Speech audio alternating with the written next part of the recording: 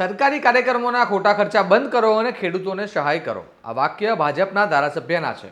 આનાથી શું ભાજપમાં ગાબડું પડવાના એંધાણ આવી રહ્યા છે?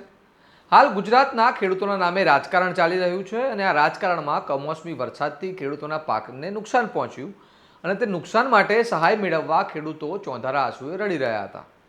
રાજનૈતિક પક્ષોએ ખેડૂતો માટે સહાયની માંગ કરી. સરકારે સર્વે કરી સહાય આપવાની જાહેરાત કરી.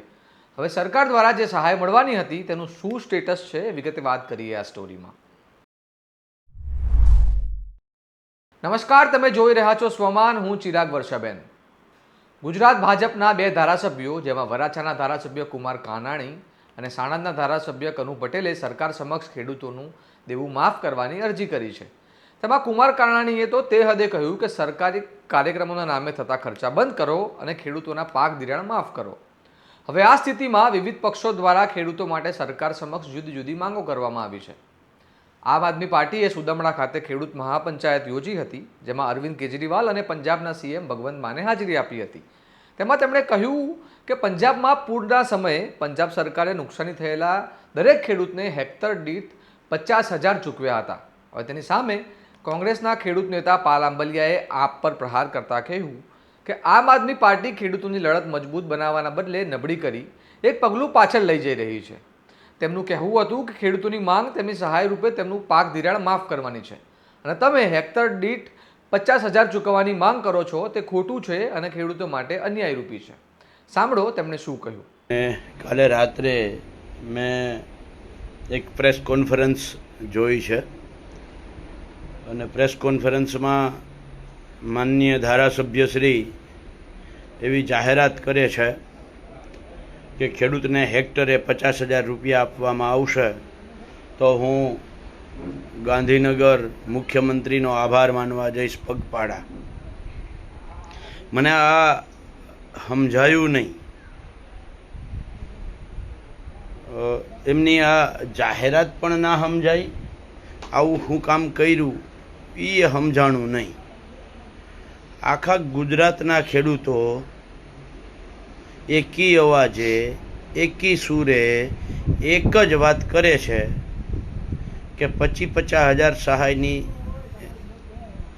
નામે રૂપકડા નાટકો બંધ કરી અને ખેડૂતોનું પાક ધિરાણ અથવા તો દેવું સંપૂર્ણપણે માફ કરો. જ્યારે આખો ગુજરાતનો ખેડૂત આ વાત કરતો હોય, ગુજરાતનો ખેડૂત એમ કહેતો હોય કે પાક ધિરાણથી ઓછું તો કાંઈ જ નહીં, 100 વાતની એક વાત, પાક ધિરાણ સંપૂર્ણ માફ. ગુજરાતનો ખેડૂત આ માંગે છે એની પાછળ લોજિક છે, કારણો છે. માનનીય ધારાસભ્યશ્રીઓ એમ કહે કે હેક્ટરે 50,000 આપી દો તો હું મુખ્યમંત્રીનો આભાર માનવા જઈશ. તો ભાઈ તમે કઈ બાજુ છો? ખેડૂતો બાજુ છો કે સરકાર બાજુ છો? આ સ્પષ્ટ કરો તમે. ખેડૂતો આ પાક વીમા યોજનાને ધ્યાનમાં લે છે, ખેડૂતો NDRF SDRFને ધ્યાનમાં લે છે. આ બધું જ ધ્યાનમાં લઈ અને ખેડૂતોએ માગણી કરી છે કે અમારું પાક ધિરાણ દેવું સંપૂર્ણપણે માફ કરવામાં આવે. આના સિવાય બીજી કોઈ વાત નહીં. 100 વાતની એક વાત, ખેડૂતોનું પાક ધિરાણ સંપૂર્ણ માફ કરો. જ્યારે ગુજરાતના તમામ ખેડૂતો એકી અવાજે એકી સૂરે પક્ષોને બાજુએ મૂકી અને માગણી કરે છે, તો એમાં તમને અંદરથી પેટમાં શું બળતરા થઈ? ખેડૂતોને વધારે પૈસા મળી જાય. હેક્ટરે 50,000ની તમે વાત કરો છો, તમે હિસાબ કર્યો છે હેક્ટરમાં કેટલા વીઘા આવે છે? ખબર છે તમને? હેક્ટરમાં 6.5 વીઘા આવે અને 6.5 વીઘામાં વીઘે ખેડૂતને કેટલો? તમે ખરેખર તમે ખેડૂતના નામે ચૂંટાયા છો, પણ ખરેખર ખેડૂત છો તમે? જો ખરેખર ખેડૂત હોવ, જો તમે ખરેખર ખેતી કરી હોય, જો ખરેખર તમે ખાતર દવા બિયારણ લેવા ગયા હો, જો તમે એમાં મજૂરી કરી હોય, તો તમને ખબર હોય કે એક હેક્ટરે 15,000 થી 17,000નો ખર્ચો કરી જાય. મગફળી વાવો, કપાસ વાવો, સોયાબીન વાવો, ડુંગળી વાવો, ગમે એ વાવો, અને ઉપરથી આખો ઘરનો પરિવાર જે છે ને, 3, 4, 5 જણા જે એમાં મજૂરી કરે છે એ અલગ, અને મજૂર રાખે એ અલગ. એટલે એ ખેડૂત પોતાની મજૂરી તો કોઈ દી ગણતો જ નથી. જો આ ગણે ને તો 20-25 હજારે પહોંચી જાય. એટલે હું પૂછવા માગું છું કે ભાઈ તમે પગપાળા યાત્રા તમારે કરવી હોય તો એ કરો, કે ખેડૂતોનું પાક ધિરાણ સંપૂર્ણ માફ કરો, પણ તમે તો ખેડૂત છો નહીં, મને એવું લાગે છે. જો ખેડૂત હોત તો આ ખબર હોત કે હેક્ટરમાં હવા 6 વીઘા આવે, 1 વીઘામાં ખર્ચ 15-17 હજારનો થાય.